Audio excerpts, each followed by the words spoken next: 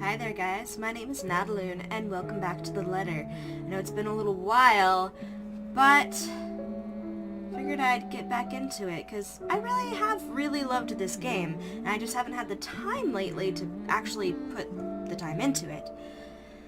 But now I think we're from the perspective of Zack. The pleasant aroma hits me long before I cross the threshold. Faint but light and warm, a reminder of what home is.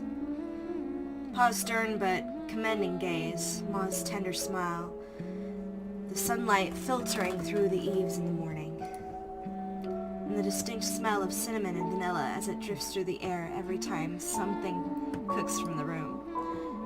The room. Our room. Ma and Pa's pride and joy. My sister and I too eventually. But we ain't allowed there. Not yet. Not until we're taller or older. Not until we've learned how to take care of ourselves and not burn our hands or reach the cupboards without having to be lifted. But a little peek wouldn't hurt, yeah? The floorboards are cold under my feet, more than it usually is. The walls more forbidding than what I'm used to. Farther and farther the room goes. Ma's singing ceases and Pa... No, please wait! I'll be good! I'll sleep on time! Don't go! I can't hear Pa. Oh, he's having a nightmare. Jesus! Not above the raucous clanging and the deafening roar of gunshots, nor the screams replacing the comforting soft melodies. There's only the blinding fear. When my foot slips, the red sea that catches me is bitter and frigid, but the blood that drips in my hand is warm. It ain't my blood. The walls tumble and everything goes quiet.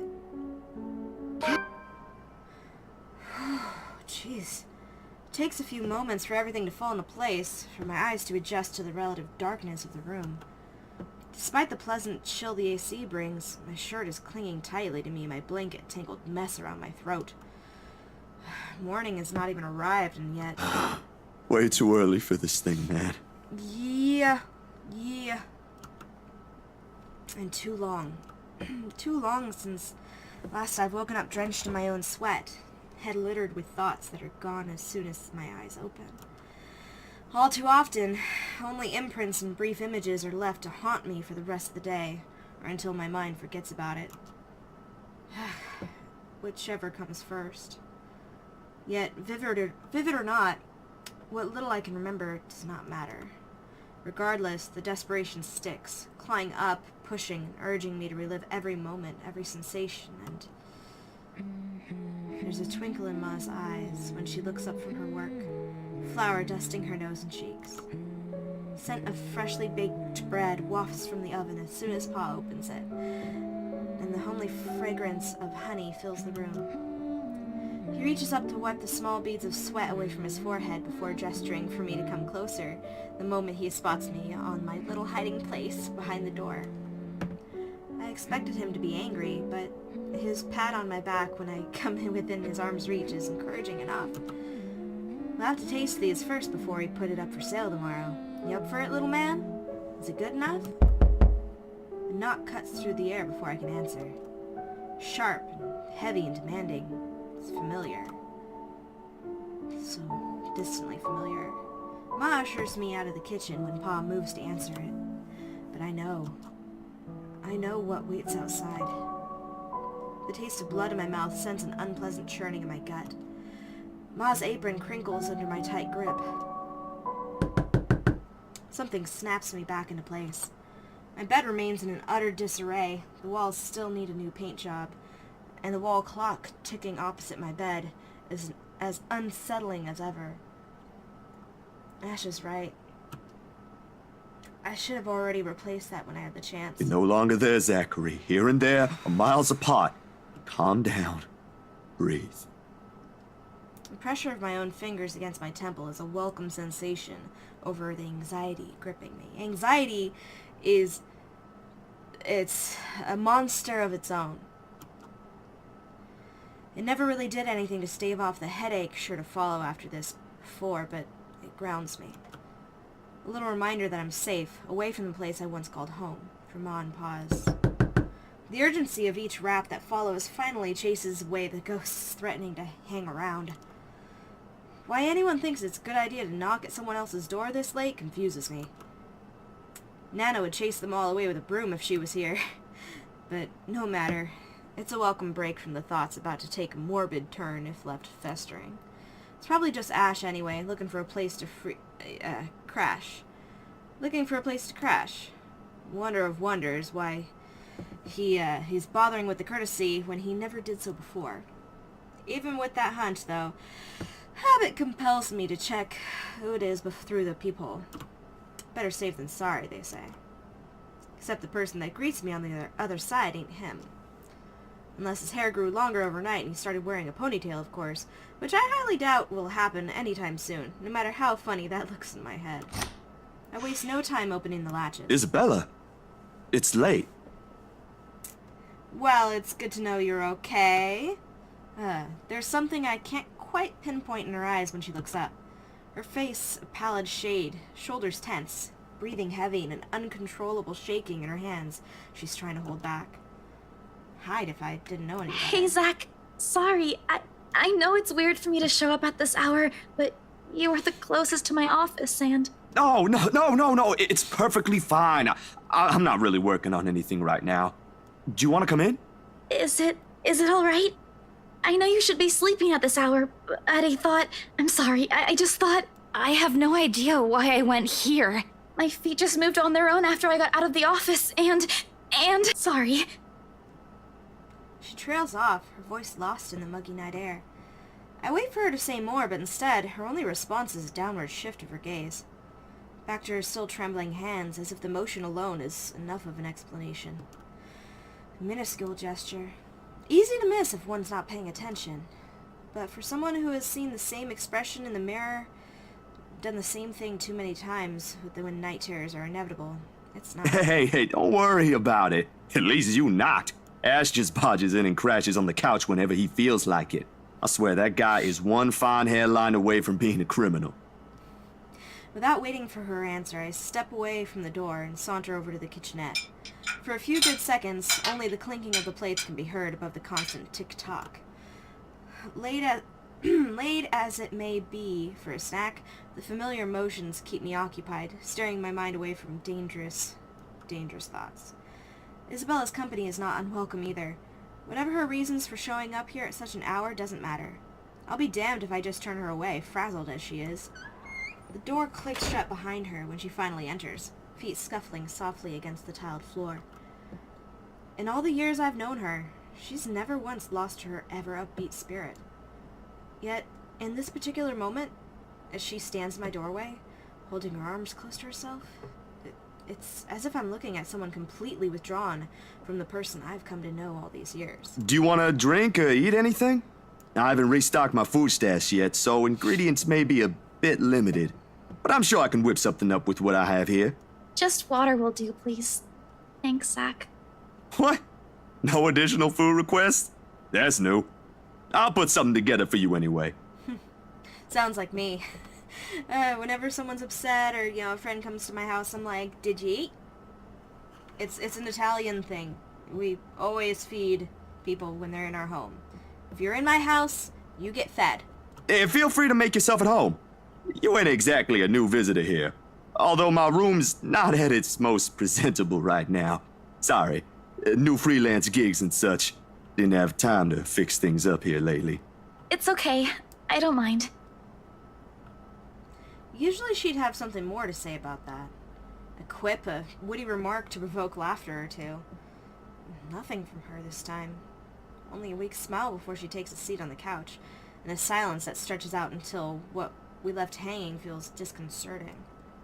Before everything turns stifling and awkward, I continue talking, if only to keep the dead air at bay. How's one supposed to keep a conversation going when the person you're talking to is like this? Anyway, gigs. Can you believe this one client we got?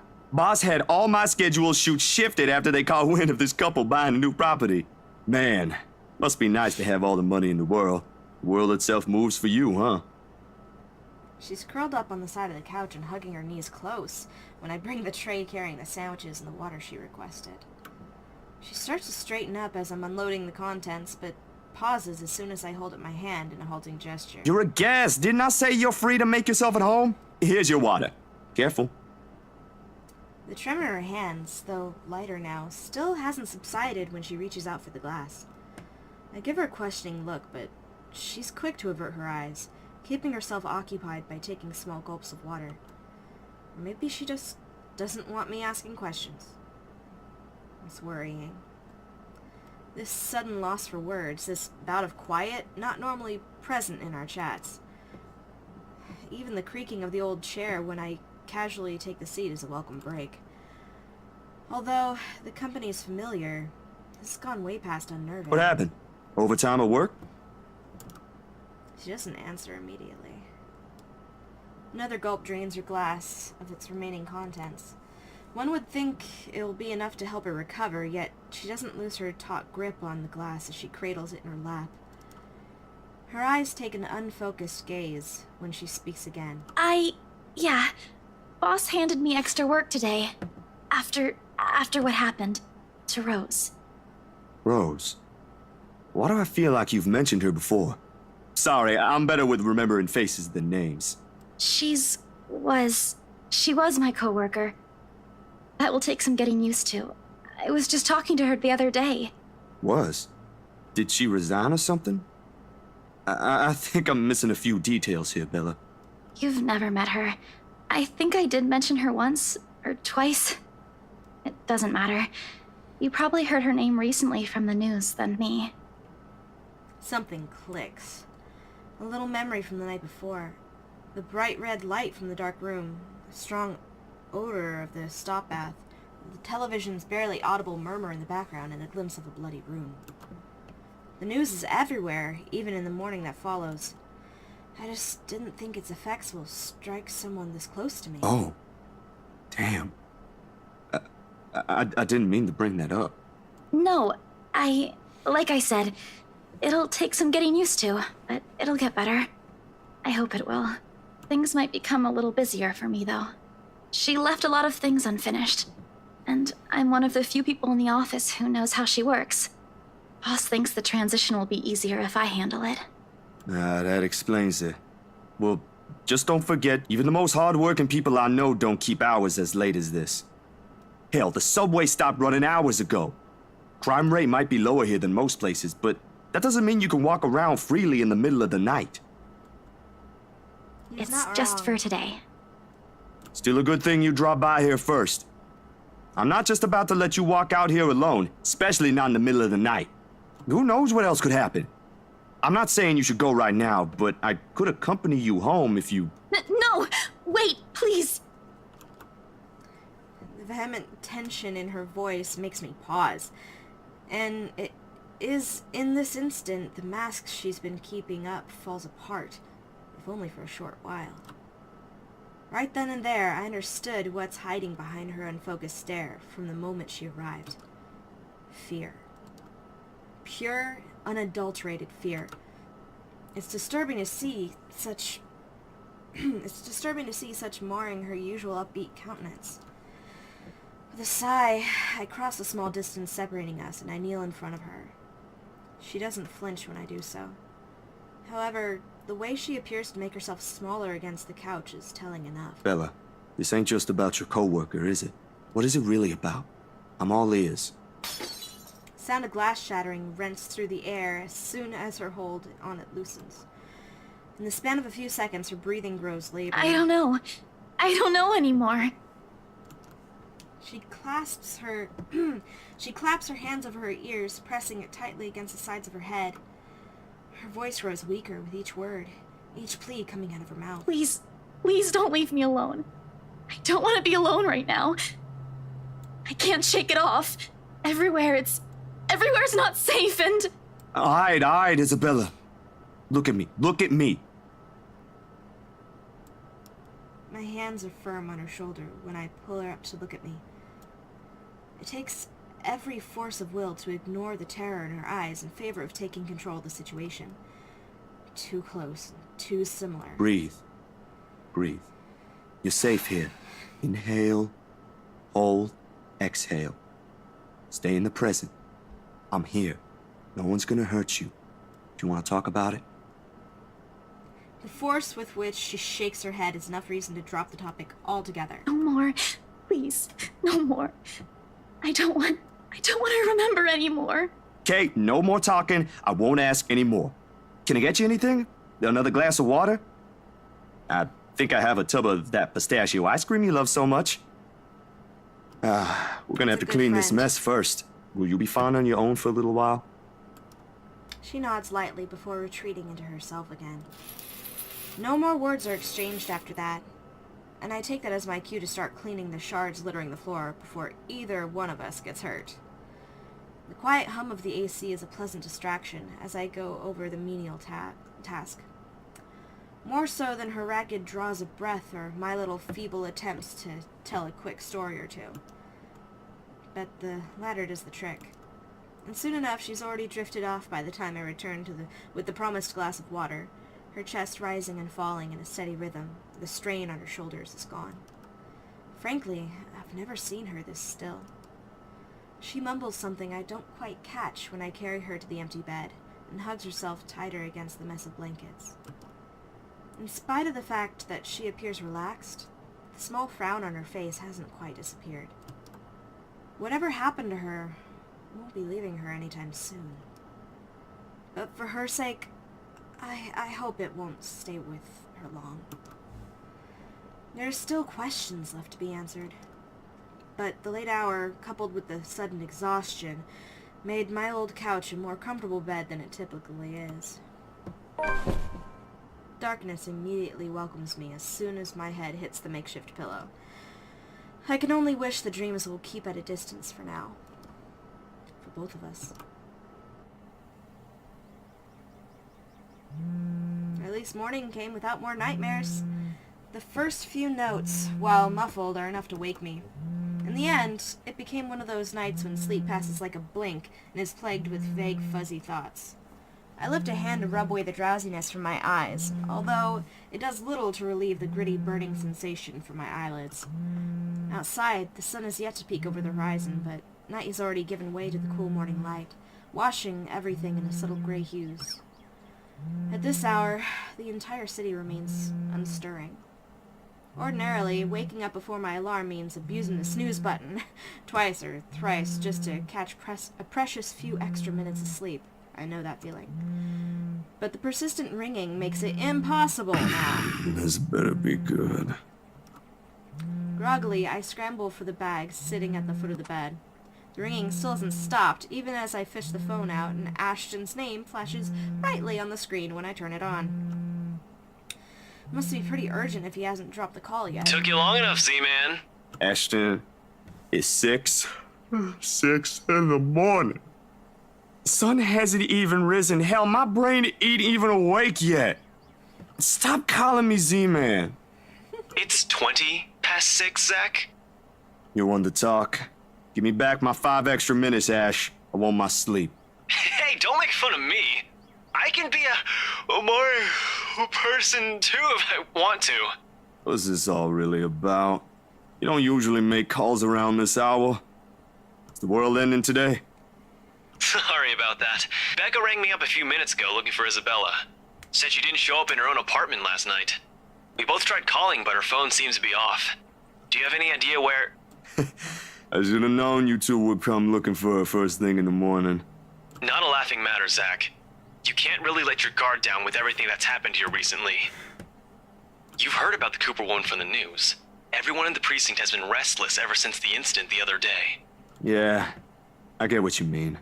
Listen, Ash, about Bella. I let my voice trail off, unsure how to go about recounting last night. If I should even say anything to him. He might be a close friend, but at the end of the day, whatever's bothering her ain't mine to speak of in the first place. On the bed, Isabella remains as still as when I first transferred her right over there the night before. Sometime during her sleep, she pulls up a blanket over herself and tucked into it comfortably. Like this, it's easy to forget the horror in her eyes, or how much her hands and lips trembled. Save for her firm grip on the edge of the covers, she appears nearly as normal as she would any other day. Almost. I'm not really sure how to go about this while being... Zach, what about her? Something. The worry, the concern must have surfaced in my tone, because his own drift shifts then. Carefully, as if he is preparing for the worst. Look, you don't have to worry about her. She's with me right now. Since last night, in fact. Oh, why didn't you just say so earlier? She kinda knocked in the middle of the night. I couldn't possibly wake you two over that. And with how things are when she arrived, I thought it'd be best if I let her rest first. I just wasn't expecting people would be looking for her before the rooster even crows. You could have at least called her something. Becca's beside herself with worry when she found out. You know how much she frets about the smallest stuff. I know. I'm sorry. That was a lapse on my part. And I just didn't think, okay, you know what? Rebecca's worries ain't completely baseless. Isabella hasn't been her usual self since the movie. Maybe even before that. I don't know if I should be opening my mouth about this, but Bella didn't outright say I shouldn't, so So something's wrong then? I'm not quite sure, to be completely honest. I couldn't get the story out of her. Really? I thought you'd have learned something from me by now. That's not it. Ash, when she appeared at my doorstep last night, she was shaking, and when I tried to ask her about it, she just panicked. Had this frightened look on her face. Yeah, she was like a rabbit that was about to die of fright. I'd be surprised if this was the first time I've seen it, but it ain't. Dude, the first time, she was screaming. First time? When was this? You weren't talking about the thing in the movie house, are you? Because that was just us fooling around. Granted, I think I went overboard with the joke, but... No, it happened the day after. When she invited us to lunch, you weren't there. We were walking one second, and then the next, she's crying out. I'll be straight with you. That scared me shitless. It would scare the crap out of me, too. It bothered him if the way he falls silent after his telling. But whatever his opinion is, stays absent from his voice when he speaks again. He's always been good with that, hiding what he thinks. Did she say anything else? Nothing. Won't tell me anything aside from a few vague words. I didn't want to push it. Where is she? Is she still sleeping? He does sound worried. Right here with me, still sleeping. I'd be worried, too. Should I wake her up or something? Let her know you guys are looking for her? No need. Let her rest. I'll drop by in a few. Today? Don't you have work at this time? I mean, I can drop her off home myself before meeting my client later. Look who's talking. My schedule's flexible, Ash. Last time I checked, you're the one who didn't have that luxury. How on earth do you think I'm able to tag along when you need me? It's not completely out of the way. They live on the other side of the town from you, Ash. Your definition of out of the way is a little screwed up, you know. It's fine. I have some things I need to do anyway. I'll call you back. I've got to let Becca know that Scared Cat's fine. He drops the call before I can even get a word in, and for several minutes after, I find myself simply listening as the rest of Luxburn rouses. The increasing sound of passing traffic, the bustle of nearby shops preparing for the day, and the growing clamor of the people while they go out about their morning. Not the most soothing sounds to hear following a troubled night, but the routine puts me at ease nevertheless. What's comforting, what's safe, what I'm used to. Nearby, Isabella shifts but doesn't wake, blissfully unaware as the city slowly stirs itself back to life. Was her night as restless as the one I had? Were her dreams as lucid? In hushed moments like this, I envy her. Unreasonable, probably a little unfair to say such in light of last night. If only forgetting is as easy as breathing. A small yawn escapes me when I rise from the couch to stretch. Luckily, the short conversation with Ash has effectively driven away any will to go back to bed. I still have a day to get through despite the proverbial ghosts hanging around. The orange bottle sitting at the edge of my table is reassuring against my palm. The instant I pick it up, the sterile odor of the capsules, equally so. Yet the weight they carry is something I've never gotten used to. Years ago, I'd spend minutes, heck, even hours, staring at a single pill prior to taking one in. I know exactly how that goes. Now, it's just routine, a way to stave off unwanted nightly visits. Although, I don't think Dr. Navarro will be quite pleased if he ever finds out I'm relying on them again. I do owe him a visit regardless, especially after missing our appointments on purpose and ignoring his calls for weeks. Another sigh comes out, tired and weary, and then I pop the tablet into my mouth. Zach? What time is it? The bottle in my hand hits the table with more force than necessary. As much as I trust my friends, there are some things I'd rather Morning, keep to Bella. myself. Did you sleep well? She answers the question with a long, drawn-out yawn. It's making me yawn! One reminiscent of a child.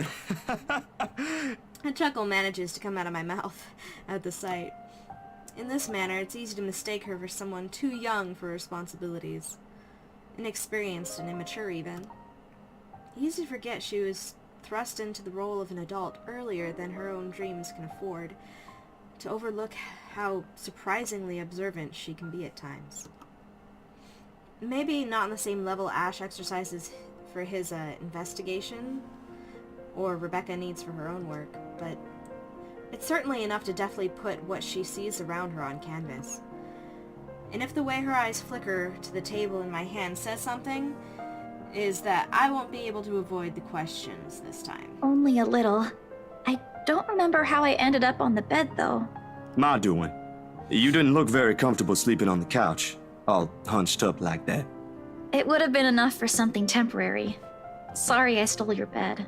Hey, it doesn't matter. Besides, what kind of gentleman would I be if I leave a lady sleeping in such uncomfortable conditions? Not in this house. My nana will give me a tough scolding if I ever did that, I'm telling you. Thanks a lot, Zach. I know I barged in at a very inconvenient time last night. I wasn't really thinking when I did, and... Hey, it's cool, Bella. I ain't mad at you. That's what friends do. You guys are welcome here anytime. Although Ashton abuses the anytime part a lot, I don't really mind. We might have less wiggle room if all four of us are present, considering the size of this place. But as long as no one makes anything explode, it's totally fine. Fine or not, I still owe you one for last night's trouble, especially since you don't seem to be... A concerned expression passes over her features as she spares another cursory glance to the table, back to the bottle holding every small piece of what keeps the bad memories at bay. The blood looming over Pa's heart, and the horrified look on Ma's face as she watches him fall lifeless to the ground, and every ounce of spite seeping from the stranger's smile. You don't belong here. You monkeys don't belong here. So some racist son of a bitch killed his parents. It never stops, doesn't it? Well, you don't seem to be feeling well. Let me know, okay? I'll make it up to you somehow. She makes a slight gesture with her head towards the bottle. Asking a question without really asking? Subtlety has never been one of her greatest assets, but right now, even Ash would have been a little amazed, if not at a loss for words at that. She's left it up to me whether I'll give her the response she wants to hear or not. A little clever coming from her, if anyone would ask me. Well, maybe if I open up, maybe if Zach opens up, she'll open up. I mean, friends, especially friends you've known for years, you gotta be open with. But it's never easy, ain't it? Talking about my own problems, that is. Well, it'll never be, not by a long shot. Not when I've let it stay this way for so long. I realized that long ago, when the wounds are still fresh and the dreams are a nightly occurrence, you can't force yourself to get better or move on to better things. It is what's normal now, and I can only cope. The question in her eyes may be unwarranted, born simply out of curiosity and sincere concern for a friend. I don't owe her an explanation, in fact. But of all the people I keep close in my life, she's probably one of the very few who perhaps I can trust with this. Maybe she won't understand entirely. I can never hope she will. No, never to the full extent. That alone is expecting too much of her, and giving too much of what I can. However, for all her shortcomings, I know she'll hear me out. That's all I can ask. My bad. I was kinda hoping you wouldn't have seen me with these. pills rattle lightly against the container when I gently set it back onto its usual place. Always the small area closest to my laptop near the right hand, within reach whenever, and a quiet reminder of what I shouldn't miss every day. What? Oh, is it bad? I was just thinking that maybe it's a cold like Becca's. Do you need me to get anything from the store? Soup or something? There's one nearby, right? I can run real quick and— No, nothing of that sort. I'm perfectly healthy right now. It's really difficult to say, but can you promise me you'll listen at least? What is this about, Zach? I should have been upfront with you about this a long time ago. Well, Ashton found out without me telling him anything. But you already know how that guy is. Can't hide anything from him. Well, he's an investigator. If it's something you're having trouble saying, you don't have to force yourself to tell me. I'll forget I ever saw anything and won't ask questions. Promise. No, I need to get this off my chest eventually. Besides, we're already here. Might as well finish what I started, yeah? If you say so. She takes a seat on the couch, her posture easy and open, and her smile honest. As if this is just a simple talk between two friends on a regular day. It's far from one, but her unreserved air is enough to stamp down the twinge of unease that threatens to come up. Let's hear it then. And she does. True to her words, she listens while the story spills out of my mouth, of my ma and pa, that little old diner across the pond, and what it left in me that day. I can't recall most of it now, my own account jagged with a few missing details here and there. The passing years have eroded most of my recollection of the whole incident, all except for that one moment in the kitchen. The ringing gunshots are as vivid as it sounded that day. Even Ma's hysterical screams the moment Pa's body hits the floor motionless, his lifeblood flowing out from under him. And the gunman. He was smiling. He was smiling when Pa opened the door and welcomed him. He was smiling when he put a bullet in Pa's chest and Ma's head. I've heard stories of how the world can be a cruel place for people like us before. I never believed until that moment. Nan and Gran took us right after that. Sis and I flew straight to New Jersey as soon as they heard the news. A few days after, Ma and Pa were laid to rest. And we have a new home a continent away. I didn't even get the chance to take my favorite pillow with me. They said something about the change of environment will be good for us. They had no idea the different kind of ghosts would follow me here. I expected questions, mostly those brimming with childlike curiosity, and maybe some that are a little too hard to answer. But to her credit, she just sat there, and lent her ears, and looked at me with no expectations or unnecessary judgment in her eyes. She appears wiser and older like this, easier to see the breadwinner in her. Her younger siblings are lucky to have her. When I'm done, everything's been said, she wraps her arms around me. A bit awkward considering the gap in our heights, but it gets her sentiment across. But it's difficult to answer this in kind. If I'm even supposed to reciprocate the gesture, given my earlier apprehension. She pulls away shortly with a smile on her face. Not the reaction I braced myself for, but it's obviously better than what I imagined. Are you not gonna say anything? Am I supposed to say anything after? Like, apologize or something? I don't think that's very appropriate, but if you want to hear one, I can think of something real quick. Not really. Other people have something to say after usually. And they're not necessarily nice either. Oh? Okay then. I won't. I can't think of something anyway. Sorry. I'm not very good with this. Who else knows, by the way? My older sister, grandparents, and just Ash and you for now. Maybe I think I should tell Rebecca too, but... But not right now? Yeah, not right now. When I'm ready. Like today. I'm sure she'll be willing to hear you out once you do. I don't doubt she will. I'm more afraid of how she'll react after. One step at a time, yeah? Whew! Surprisingly, it feels good to get that one out my chest. I was a little afraid you'd be angrier. I didn't tell you earlier than today. I'm not angry. I'm just surprised. You didn't look like it. I wouldn't have suspected. I suppose that's how it often is, isn't it? We all have our, what's the word Becca uses? Inner demons? But this is something personal to you. I understand why you'd rather have a few people know. That too. Well, these past few weeks haven't been easy for you. I didn't want to add that. Not after last night. Something passes in her face, brief, fleeting, and disappears right before I can recognize what it is. You okay? Yep, no worries. I'll be fine. Look, about last night, never mind. This isn't a good time. But don't lose sleep over this, alright? What's important is you got what you want to say out. And if you need me, I'll be here. I should be relieved. Her words are more than reassuring to my ears. There should be comfort in hearing those alone, and knowing I have another person to rely on if things ever go bad. But somehow, I find myself worrying more for her instead.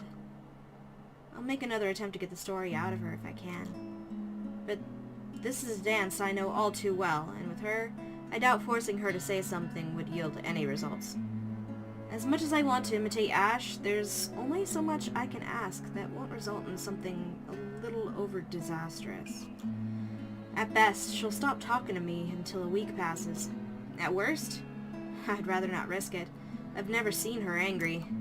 Outright annoyed, maybe, and often directed at Ash, but never furious. What do they say again about happiest people when angered? Besides, it'd be unfair to her after our little chat. So, food then? She seems relieved at the brisk change of subject, and as if it had been simply waiting for its cue all this time, her stomach rumbles at the mention of food. Sounds like me. Now I'm hungry. I want tuna sandwich. Rather loudly, as a matter of fact. Alrighty, Missy. We're going to get some chow now. Better be quick, though. Can't have your stomach starting a revolution on us here. Don't make fun of me. I'm not that hungry. Oh yeah, you Maybe are. a little. I didn't think I'd end up skipping dinner last night. And now we have one starved stomach protesting.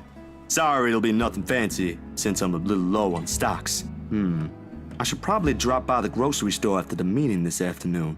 I can make a quick run for you if you want. Nah, I've got enough to put together something nice here. I could always improvise if we're missing an ingredient or two. It ain't like we're going for a Michelin 3-star status here. Also, didn't I say you're a guest? Is this a Filipino thing? Or just Rebecca rubbing off on you? The soft laughter that comes from her doesn't quite reach her eyes. Neither... the answer is neither. Because if she stays idle, she'll remember. On second thought, I might need a little help slicing up the potatoes while I prep the ham. You up for that? What? Do you think instant noodles are all I'm about? I'll have you know I can cook a mean paella with my eyes closed. All my siblings love it. Paella, is that like paella? Sure you can. Come on. I think I know what we'll do with those spare ingredients. Despite the massive effort to keep the mood light with a small chatter, cooking ends up being a mostly quiet affair. Between us, the consistent clapping of the knife against the board and the muffled noise from the television I left running, words become surprisingly difficult to string together. Not entirely unusual. We've had moments like this before, but definitely unnerving with how things are now. I really wish someone else will come knocking at the door. As pleasant as this is, breaking the ice or keeping a conversation going has never been my forte.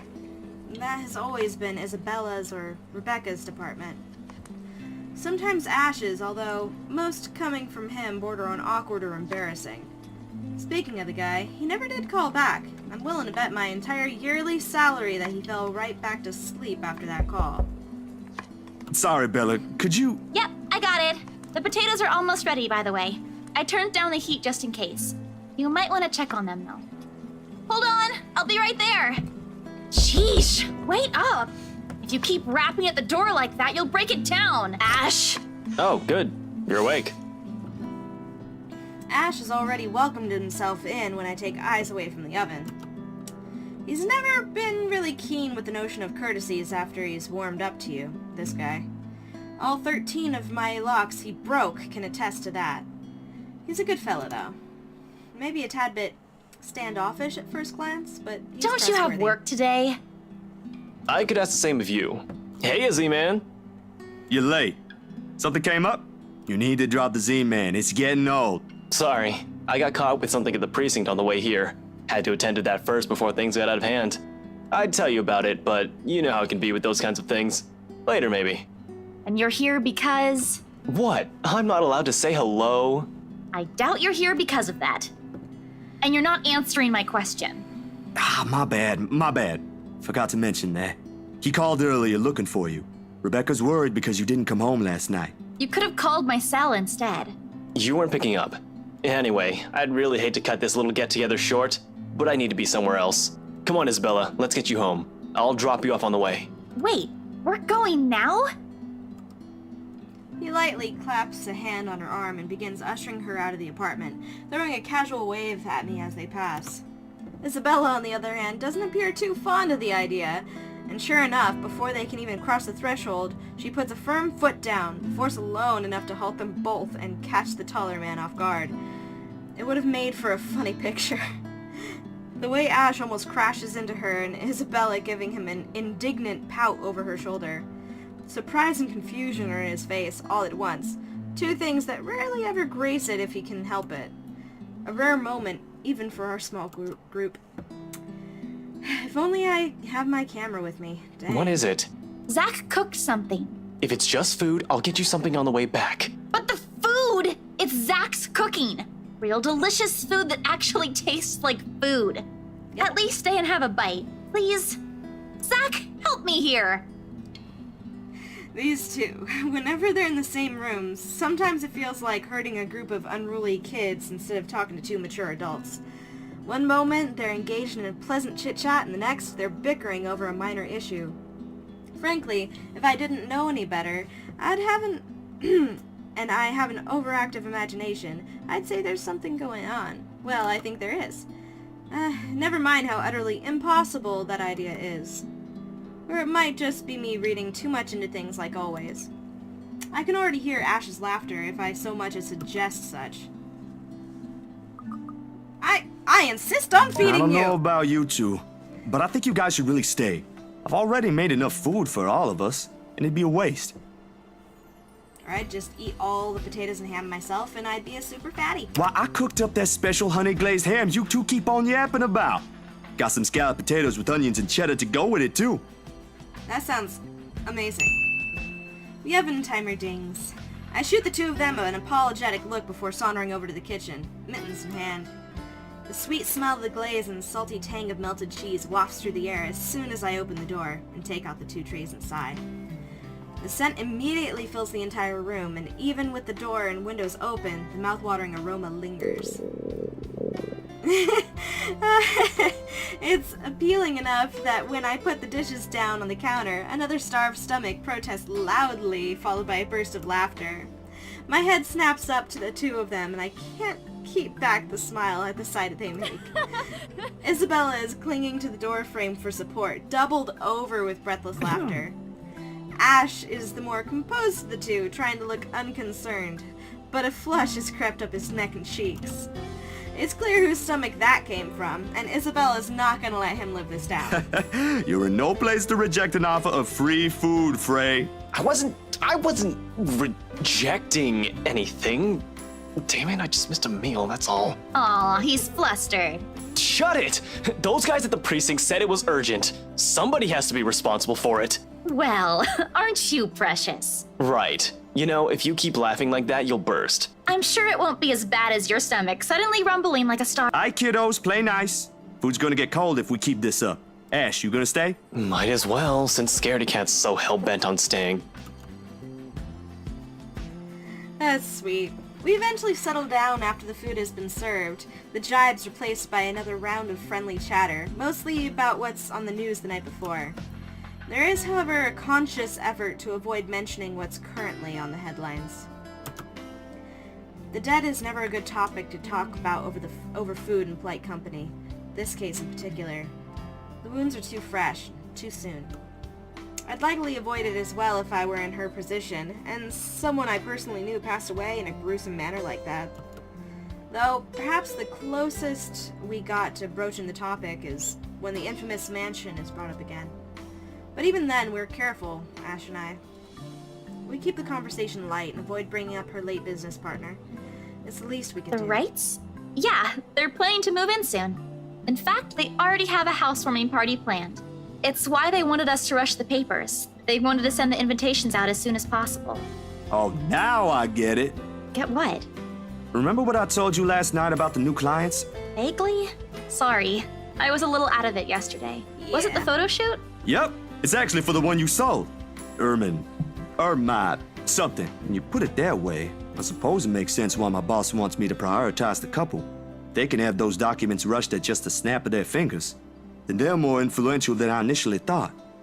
Man, I guess my boss is expecting a lot more from this project than I expected. Hope I can live up to it. Your photographs are more than good enough, Zach. You'd probably win an international award if you let yourself. Ma'am Hana's easy to please, too. As long as you're good at following instructions. Easier said than done. Different clients have different tastes after all. Still, a week? I don't think that's possible. Now that you mentioned it, yeah. They wanted everything finished at the earliest. To be honest, it's not unheard of, but But it's still weird. Still weird, yeah? A slip of the tongue. Still barely noticeable to someone who's already familiar with Ash's ways, yet in this moment, it's impossible to miss. I shoot him a curious glance, but he ignores it. Rather pointedly. I can't exactly say it's like that, where I'm just the middleman after all. As much as I want to comment on it, I only know what's on the surface, not the in and outs. It's just that BRC and my boss are more hands-on with the legal stuff this time, despite having a separate department dedicated to it. Maybe Mr. Wright helped with it too. They have their own legal team for this, don't they? Well, they should have one. Especially for a big property like this. They have, but like I said, it's off our hands. Rose and I don't handle this stuff in the office. If anything, to me, this just means I'll be able to send the rest of the funds to Papa's treatment earlier. I guess that makes a whole lot of sense. Officially off our instant noodle diet, aren't we? Ash, has anyone ever told you that you have an uncanny way of ruining the mood? What? I was just saying. A few more months of stuffing your face with those, and I'm sure you'll start to look like a noodle cup. At least I don't live off convenience store food. Or make poor, unassuming pressure cookers explode. What? How did you... Oh, come on, Zach. Sorry, it just came up while we were cooking earlier. I'm impressed, Ashton Frey. You even made it to the news. A one-time thing. And it wasn't as big as you seem to be imagining. Oh, sure. Let's all pretend that one time you almost set my apartment on fire didn't happen too. Hey, that was an accident. Someone's an accident waiting to happen. You were making a salad, Ash. What? Can we please move on to a different topic? I like these people. It helps, the casual talk, the harmless teasing, the mundane stories, interesting enough to let time pass unnoticed. By the time lunch ends, the shadows are no longer at forefront of my mind. If it's the same for Isabella, for whatever troubles her, I can never tell. These things, the anxiety, the fear, they ain't easily seen, ain't easily forgotten after all. You go on It's ahead. true. I've got a Anxiety- few things I need to ask Zach. I'll be downstairs in a minute. Confusion briefly flashes in her eyes as she catches the keys he tosses over, but he doesn't give her an answer and waves for her to go ahead. Excuse me. How sure are you I won't be driving away with your Shirley? You don't even have a license. Do you even know how to? Papa taught me how. I'm probably a better driver than you. See you later, Zach. Thanks for the food. Always has to have the last word, don't you? You're welcome. I'll send you the recipe for the potatoes tonight. A grin is back on her face when she leaves and closes the door behind her. For a little while after we're left alone, Ash goes wholly quiet, listening, waiting for her remaining footsteps in the hall to fade. The earlier amusement is gone from his face, replaced by what I can only describe as trepidation. I know that look all too well. When he's like this, he's expecting shit about to go down at some point soon. That wasn't very nice, Ash. What was that with Isabella earlier? You're usually subtler with your questions. They hired you. Hired me who? Don't change the subject yet. What's really going on here? The Wrights. Luke and Hannah Wright. You said your next gig is with them. Is that what this is all about? Just be careful around them. You have no idea what you're dealing with when it comes to that couple. I'd rather you stay as far away from them as possible, but you're already here. Isabella's their real estate agent. Seriously, of all the people in Luxburn. Okay. I guess I'll just have to take your word for it. He nods, claps a comforting hand on my back, and turns to leave without another word. He's never been good with those. More often, he fumbles with what he wants to say, but his actions alone are enough to tell me how grateful he is for the trust. He reaches for the knob as soon as he gets to the door, but doesn't turn it. Instead, he looks back and gestures with his head towards the table. I don't need to follow his line of sight to know what he's going to ask about. He's likely taken notice of it the moment he enters the You room. back on those? I haven't seen you taking them in a year. Yeah, I kinda had to. It got worse after the film fest. The dreams, that is. I don't think I'll be doing that again anytime soon. Heard about that. Don't drop it, though. You don't want Becca scolding you. She actually enjoyed the movie you made, and she's hard to please. Consider that a small victory. You don't have to tell me. She already did. Rebecca and Bella both gave me an earful after I said the opposite. Promised them I wouldn't, but you can never tell. Hopefully, once I feel better, I'll be able to think about it properly. Speaking of Bella, she didn't open up to me, but maybe with you and Rebecca. Yeah, I'll try. I can't promise anything, but I'll talk to her. Thanks. That's all I'm asking. This time, when he reaches for the door, he lets it close fully behind him without glancing back. A mild draft sweeps into the room as I close the door behind him, slightly disturbing the papers on the nearby fridge. A lone note flutters by my feet, the letters on the surface glaring at me with mute intensity. Yep. After Ashton's warnings, they all hold a different meaning now. Yeah. He's like, hey, stay away from these folks. The next 2 days rush by in a blur, altogether leaving a collective mess of work suddenly piling up, and new unexpected acquaintances or friends. Depends on how you look at it, really. Either way, I'm stuck developing these photos at 3 in the morning to reach a deadline set by an overeager art director. Don't get me wrong, Julius is good, has a vision, and knows what he wants, but damn, he can be too enthusiastic sometimes. when you couldn't sleep anyway. There's nothing new in it, of course. After years of working as a freelance photographer, it's simply something I've grown used to. Get to know people, build a client base, do good work, cash in some late hours if need be. Rinse and repeat.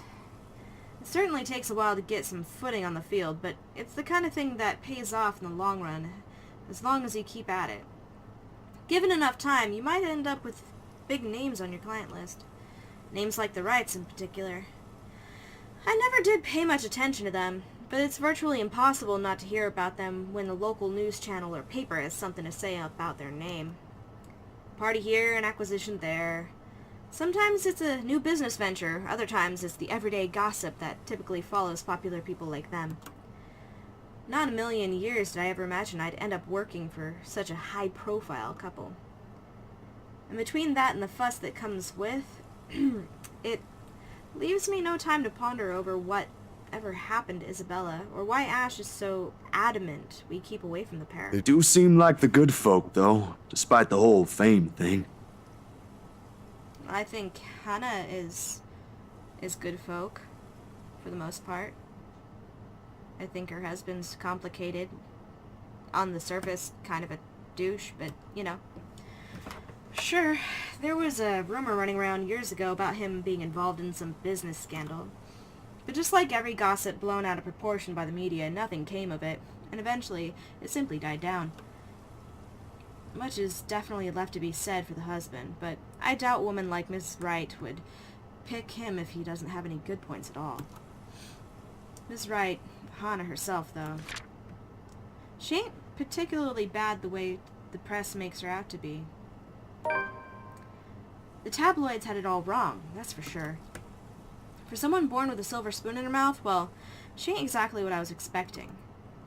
Among other things, the newfound friendship is what I least expected from her, but here we are. Although, with a life as public as the Wrights, no wonder it's the woman who often gets the crappy end of the stick. I can't help but feel sorry for her.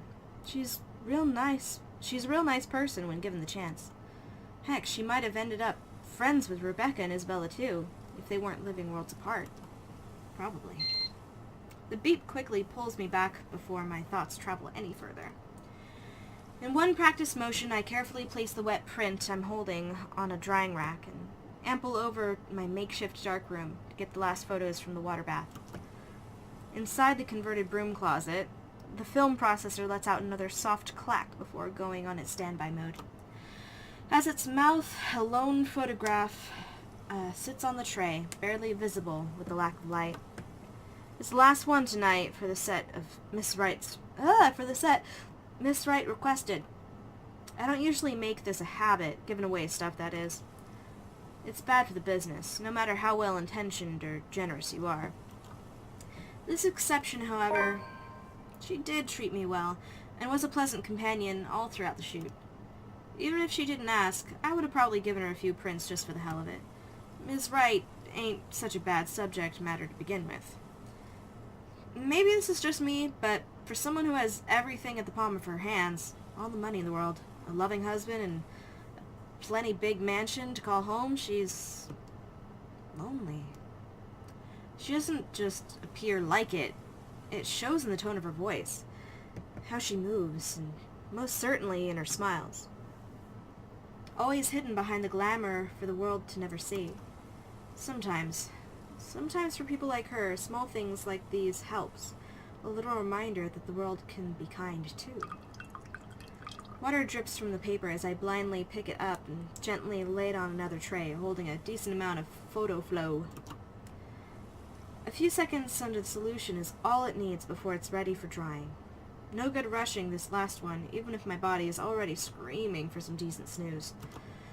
My hand fumbles for the light switch, moving towards it with familiarity, while I fish for a squeegee among the mess of tools on a drawer with the other. The bulb flickers twice before its glow settles and casts a soft light in the tiny space. When I glance back down, squeegee in hand, ready to finish the process and finally call it a night... What on earth? Her head is gone. Blurred and distorted beyond recognition, rather. The area completely smudged over, leaving no trace of the same sweet smile the good woman carried in all the previous Damn, ones. that was too careless. A common mistake to make, of course, if one is negligent enough to pick a newly processed photo in the dark, like I apparently did. It has happened before, loads of times actually. But I still can't help but feel a small pang of frustration over one mistake a newbie would likely make. With a sigh, I reach up for the switch again, intending to develop a new one from It scratch. could pass off for one of those supernatural pictures they show on TV, though. A memory clicks, one cursory thought in the sea of many, and a short yet distinct second from the day before. A glimpse is all I got, but it's enough to burn the image in my mind. There was a shadow. No, it was a woman. In her 20s or early 30s, maybe. But with how far gone her flesh alone has become, it's not possible to tell at first glance. The skin itself has already taken a sickly pale color, rotten in most parts, blood dripping from every open gash and lesion on her body. Bony hands grip Miss Wright's neck like a noose, staining the skin underneath with a vibrant shade of scarlet. Nothing but malice fills the gleam in her eyes. Zachary? Not for me, but for Miss Wright. Zach? Is something the matter? Oh, no, there's nothing wrong. I just remembered something, that's all. Let's get back to the pictures. Can you move a bit more to the left, yeah? The memory alone is enough to make me retch. I brushed it off then. A trick of the eye, I told myself, were a product of the heat. The weather has been unexpectedly warm recently, so it shouldn't be too surprising for such things to happen. And, well, blaming this on the usual fatigue and overworked brain, the weather, or an amateur error on my part is far more convenient. It makes a whole lot of sense, than what the small voice in my head whispers. The same tiny voice that only makes itself known when something is afoul. The same one that lent a curious ear to Isabella's worries about the mansion. And with each second I spend staring at this photograph, the murmurs in my head only grow louder against my ears. I'll show the photo to Ash, because Hannah will think I am crazy. Ash will probably think I'm crazy too, but he's a friend, so my friends already know I'm crazy. Ash will give me flack for this. He will. I can already hear what he's going to say about this the moment I bring it up. Hell, before he even sees anything, I'll wager. The guy's a skeptic through and through, and it'll take more than my account for him to even consider this. But when you've been there, seen something enough to raise the hairs on the back of your neck, and leave you wanting to flee or hide, what he thinks is the least of my concerns. I'm no hero. That's a title best reserved for someone else. Still, if this will help him change his mind, it's worth a try. Isabella's gone and done the same thing, didn't she? Outside, the sun is yet to rise. I've still got a few hours before dawn. Good enough time to mull over how I'll go about this with him. Plenty of space to check if I'll get the same result if I redo this process again. The film processor hums back to life at my touch. The light switch gives out a soft click, and darkness embraces the small closet again. Somehow those urban legends don't sound so silly now. Yeah. Sometimes I wish Ash would make himself easier to find. 24 messages, 13 phone calls, and one visit to his flat later, I still have no idea which rock in Luxburn he went off to hide under again. The guy has his own place, but refuses to stay in it. Has his own phone, but doesn't answer any of his calls or give any indication he's got my messages. Most of the time, he'll just show up on my front door. Sometimes in the middle of the night, complaining how uncomfortable it is to sleep at the back of his Shirley, his car. As if the old couch in my flat is any better. Nothing new from him, though, but a bit frustrating, really. There's the police precinct, of course. Then again, he's not there most of the time either. And if that's also true for today, he's likely out on another stakeout. There's nothing much for me to do but wait, if that's Let's the just case. hope I'm lucky enough today. While Luxburn is a relatively peaceful city, boasting a low crime rate, its precinct stays abuzz with activity. As soon as I open the glass front doors, murmurs coming from the people waiting in the lobby welcome me. Officers can occasionally be seen shuffling in and out of the rooms, greeting civilians with a casual smile and polite nod. Some, though, look a little worse for wear, like the receptionist, who looked at me with much disdain the moment I arrived. Why? Thankfully, I won't have to deal with him today. Before I can even step in, Ashton's voice, though low, comes from the hallway adjacent to the lobby. Not even for just 1 minute? No. The case was dismissed, remember? You were the one handling that case. If you want access to those records, you've got to ask Chief. I was taken off it before shit went to hell. Why do you even bother? Even Professor Clark seems to have given up on that. Well, Never mind, you won't understand. Right. I know you owe Professor Clark a lot, but the right guy isn't just someone you mess with. They've got the money. Who knows what else gets swept under the rug with them involved. That takes a special kind of ignorant not to know. And a smart person to know which boundaries he can't cross. You're a bright guy, you'll figure it out. In any case, I've got to get going. Another missing person case on my hand. Benjamin on the front desk looks like he's about to maul someone after the fourth one yesterday. Murders, people missing, what a time to be alive. Man, I miss the old Luxburn. You and me both. I'll see ya. Gonna go grab some lunch. He notices me first as soon as he enters the lobby and pauses. Confusion briefly crosses his face until I fish out the phone from my pocket and wave it up. Frowning, he pulls his own mobile out, wordlessly fiddling with it for a few seconds before sighing heavily.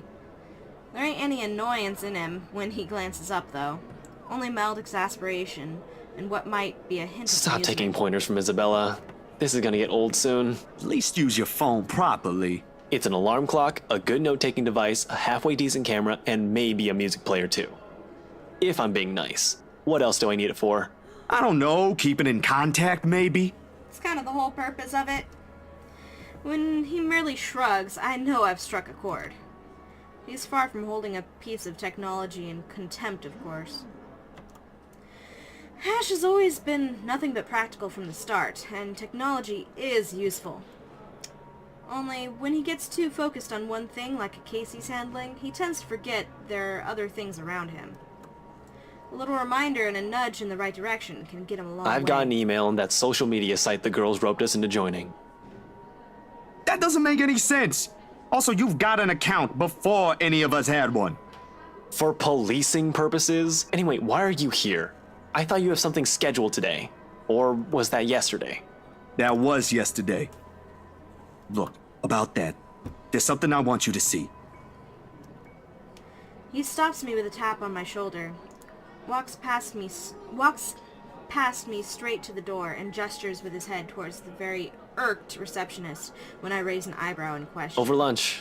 I haven't eaten anything since last night, and Benjamin there doesn't really like loiterers around here. Wordlessly, I follow after him, but not after sending the poor guy behind the table an apologetic smile. Probably overworked. As expected, he takes a seat in the farthest corner of the cafe. A good way from the window, but easily allows a view of who comes and goes. Yeah, that's what I usually do too, because I'm a paranoid person. Secluded enough not to be disturbed by the lunch hour rush, or be overheard by a curious bystander. If I didn't know this is lunch he invited me to, I would automatically assumed I got dragged into another stakeout. After years of knowing him, though, this has simply become one of the many habits he has I've gotten used to. Food arrives minutes later. Oh, yes.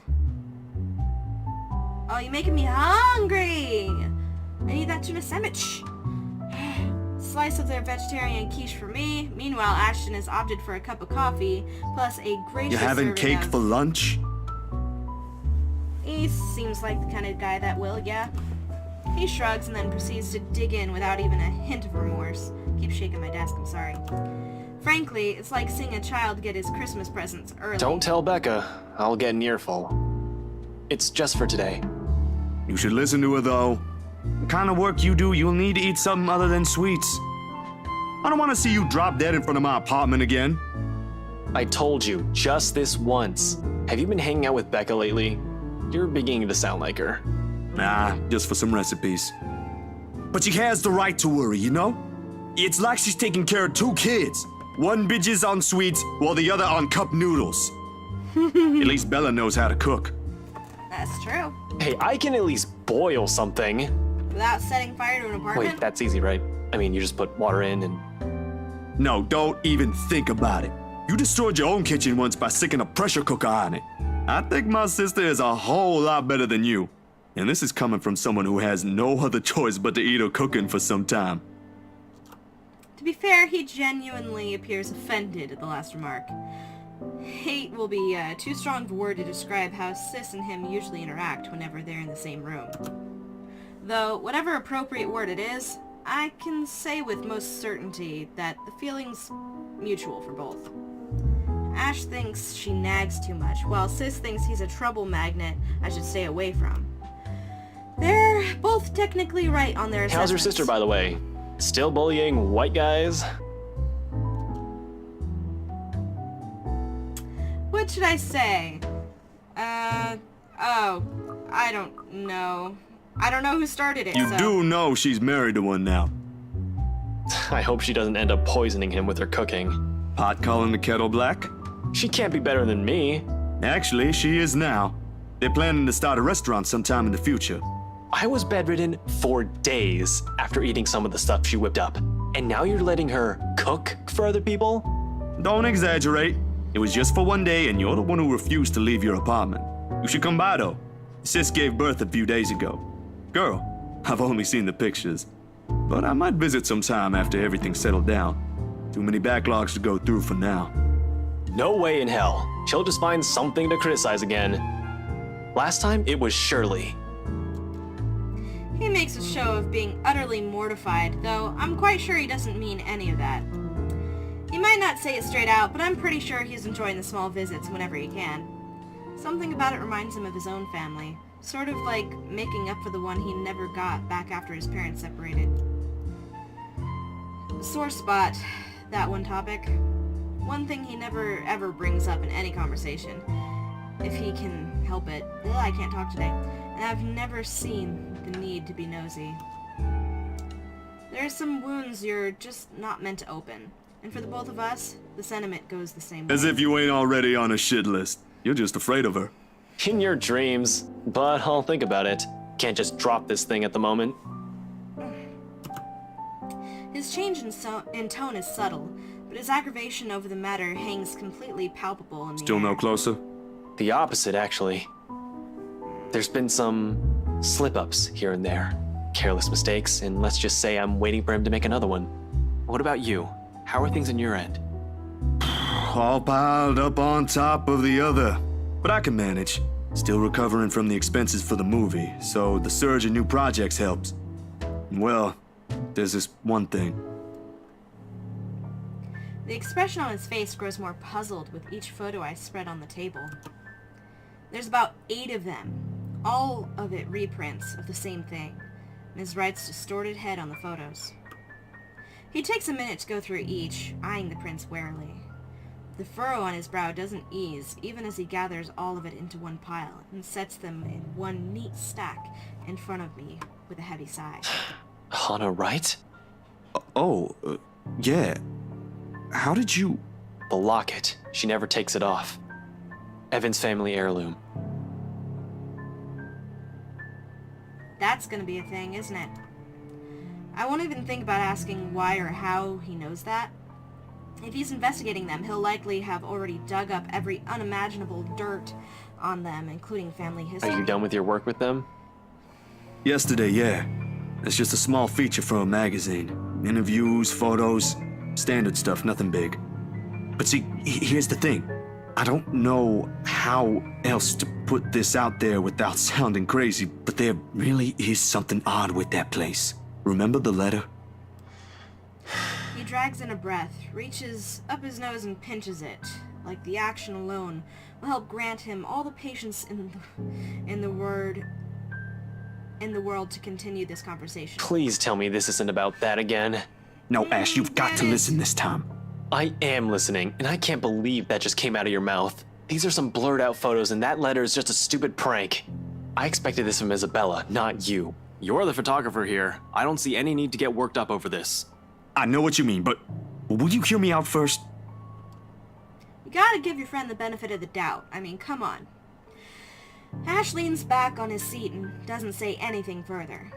He gestures for me to continue the wave of his hand, impatience clearly on his face. Any other person telling him this, he'll walk out without batting an eye. I suppose the only reason he's giving me the benefit of the doubt is because we know each Ash, other. I don't easily buy into these things as much as you do. Yesterday, though, behind Hana, He blinks at that, his eyebrows lifting momentarily before settling into a deep Hana, frown. since when were you on a first name basis with the right missus? why does that even matter? I thought you said this was just a gig. His voice stays level, but the accusation in it is as clear as day. It hits a nerve in me somehow, more than that tone usually does. I don't get where he's coming from, but it's really just a gig. Patience can be a tough thing to summon at times. But we didn't get this far as friends if we let our own tempers be lured. Bro, it's really just another freelance work. He eyes me skeptically, the same stare he reserves for people he interrogates. I've been on the receiving end of it before, early in our friendship. Years later, he's already got the unimpressed police down pat. And there's nothing going on with me and Miss Hana. She was just being friendly. Insisted I call her by her first name. That's all. I wasn't implying any of that. You're not that sort of guy. I know, but let's just get that out of the way.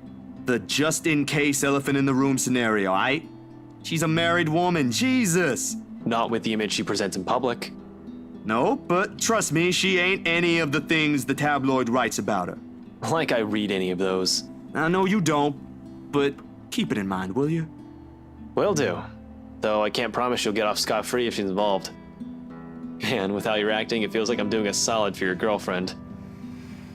Cut that out, will you? And I'm not asking you to. Besides, what's currently going on here is more important. All right, lay it in.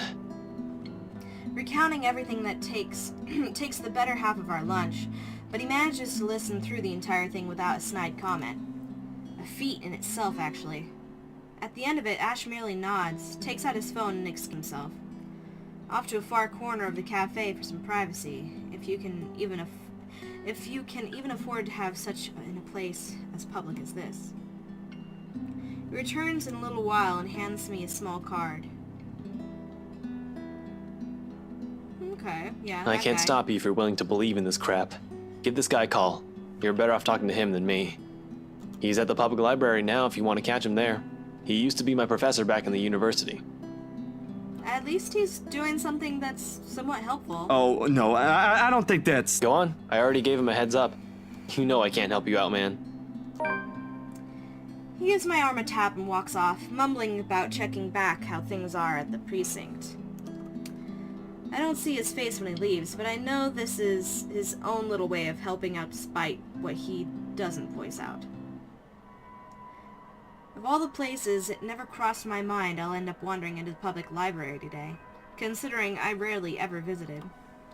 Somehow, there has always been this kind of disconnect between me and the books in general. Really? That's sad. Sure, some of them held my attention in my youth during the brief times of the day I was left on my own with nothing to do. I went through the whole Grands collection, as a matter of fact. Read all of them twice or thrice even. But they never did hold it for long. Most of it never even stuck. Especially after I learned it's simply easier to do things myself if I want to learn stuff. People learn differently. This ain't in the plan in the first place. But after Ashton went through the trouble of to contact the professor, I can't just ignore it. Nothing but quiet greets me inside, though. Not the typical mum I would associate with a library, but one akin to a hush prior to an impending trouble. Or perhaps I'm just overthinking again. I really like to think I'm just thinking too much about this, that this is just the lack of sleep talking. Regardless, apart from a group of students murmuring in a corner somewhere, the place is free of its usual visitors. All the while my footsteps echo in a manner unsettling enough to raise the hairs at the back of my neck. Much to my relief, it does not take me long to find him, being the only occupant in this side of the room. Professor Andrew Clark. I've never personally met the man, but Ash has spoken highly of him several times. In fact, he's Ash's go-to guy when something's troubling him with a case. My steps are unsure as I approach. At any rate, he greets me with a warm smile, like a grandson he hasn't seen in a long time. Ashton's friend, I take it. Zachary. You'll have to forgive this old man if I don't get your name right.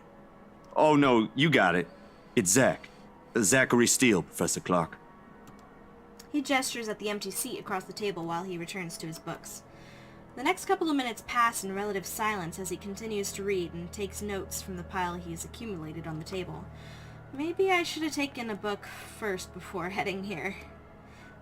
But before I can even get far into that idea, the professor clicks the book shut and sets it atop the stack next to him. Ashton told me you were hoping to get answers from me. Although I'm not quite sure what I could share, I'll do my best to help. Of course, there are a lot of things I want to ask. How do we get out of this mess is the first among tens, hundreds of concerns in my head. But in the presence of someone I barely know, the thoughts won't easily form. He's nothing but patient, however, and with enough time to mull over, a question finally forms. Do you believe in the paranormal, Professor? It's supernatural, actually. Don't worry. It's a common mistake to make, but they really are two different things. The other one deals with what we can't explain at the moment, while the other are things we may not have an explanation to. Here, He places a couple of papers in front of me, the very same one he was writing on earlier. A study of Luxburn's supernatural culture in a nutshell. A friend of mine wrote that a few years ago. He took interest in the city after reading about the stories. I have to agree with him here. Even stories dealing with things you don't see with the naked eye can be rife with culture, and this city thrives on it. Just ask the locals. There's something about his voice that's, I don't know, kind of eerie to me. Like Ghost, for example. Among other things. The interpretation has changed over the years, though. Various religions, for example, have their own version. It might not always be a spirit now. It could be a memory, or an imprint, an echo, so to speak. I've heard Some that are born theory. from curses, even, out of great anger, hatred, or pain. That's what we're dealing with here. This is definitely a grudge. There was this one story. Ah, here it is. Another book is pulled out from the stack and placed open atop the papers, while he speaks with such passion that it makes me wonder if some part of him believes these to be true. It is interesting, though. Even if I'm personally not a fan of such stories, I am! And soon, hours pass without my In the notice. end, it asked for something to be sacrificed in order to destroy whatever anchors the Wraith. Wraith? A sad tale, that one. But the simplest grudge can bring the ugliest, even in the kindest person, with some people none the wiser. Oh, I'm sorry. I just went on. Nah, it's That's good. very helpful. Are you familiar with the Ermengarde Mansion, though? Of course. That goes without saying. Who hasn't heard of the local legend? In fact, you aren't the first one to ask me about that recently. Although, word of the mouth is, someone has already bought it. Ah, yeah. The right couple. It was a close friend who handled that sale. So I heard. Well, don't think the house being bought by anyone would stop us from talking about it. What is it about the mansion, then? I just want to ask what you think of it, sir. It's super spooky! We're going to need more than an afternoon for that, young man. Okay. You see, it's the kind that has changed over the years, passed down from one person to the next. Sometimes, it's the Lord William who haunts the place. There are versions where it's the lady of the house. But my favorite, a personal favorite, would have to be the ones that followed after the disappearance of the kind daughter. Well, what about these then? There's a moment of hesitation on my part before I pull out Miss Wright's photos and lay them all in front of him. Unlike Ash, though, the professor inspects each print with great interest. That's good. That gives me some hope, at least. When were these taken? Uh-oh. That music has started. Just the other day. Oh no! Get out! Do you think those are the same? Perhaps. Perhaps not. There were certainly instances when the film would pick up what the human eyes weren't able to see. True. But then, it could also have been human error. Nope. I didn't edit it in any way. You have my word on that, Professor. They all just came out like that. Then, if it is what you're thinking, I'd strongly advise against doing something reckless and further tangling with them. Accounts about them may be riveting to you, but most of it often ends in an unpleasant manner. What about those people in the house? If there is something in there, shouldn't they know? I'm sure they're already familiar with the legends, but Some people might deserve it, however. That's not nice. deserve what, sir? All of a sudden, the tenderness in the professor's eyes disappears, his face becoming unreadable. As though catching himself, he hastily clears his throat, gathers his books, and rises from his seat. Professor? I'm sorry. I just remembered something I neglected to do. You'll have to excuse me, Zachary. All right. Do you need any help with that? Don't let my looks fool you, son. I can still carry a few hundreds. I've been doing this for years. He's involved somehow. I'll see you some other time if you have any other questions. Of course. It was nice knowing you, Professor. He doesn't hear it, however. In a few short strides, he's out of the library, leaving me in every piece of this whole mess amidst the oppressive stillness. Despite the answers gleaned, more questions surfaced. If there's even a single way out of this, I hope we find it soon. The moon is well into the night sky by the time I make it back home. My heavy treads and the sound of traffic outside echoing in my ears, filling the empty room with some semblance of life. Nana would scold me if she ever hears me walk like that, but after today, I really can't give a damn about everything. The mattress creaks under my weight, and I unceremoniously flop down on it. And I find myself looking at the paper under my grip. An invitation and request to cover an event. The Wrights' housewarming party. Tomorrow evening. If only it were that easy, but it'll give me a chance to talk to her. About that thing in her house. With a sigh, I let my hand fall to the side of the bed, along with the invitation. I'll think about it tomorrow, when my head ain't muddled with thoughts of a headless woman and the haunting smiles of a ghost. Belatedly, it occurs to me that the last meal I ate had been with the one with Ashton. Low blood sugar is not fun, and an empty, gnawing ache makes itself known, but I can't bring myself to stand up. Today was a complete waste of time, and frankly, a disappointment. No, I think you found a little bit of a validation. I don't like this. The lack of certainty, the disquiet, the lack of stable ground to stand on, the part where I do not know what will come tomorrow. Ever since that damn letter, everything's been thrown out of the loop.